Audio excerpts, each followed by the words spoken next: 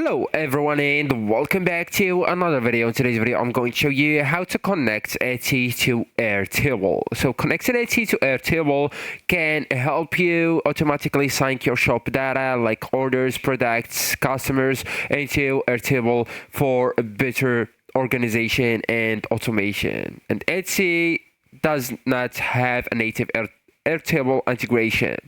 So you will need a third-party tool or API connection. And the third-party tool that we are going to use on that video is Zapier.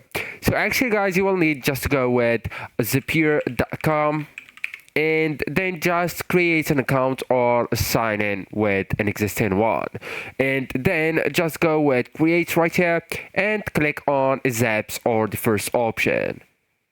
And right now, you will be presented with two methods. The first one is the EI method, and the second one is the manual method. So actually, guys, you can go and use the EI just like this. So let or set the Etsy as a trigger and Airtable as the action, for example. Okay, and then just go with start building and the EI will do the work for you.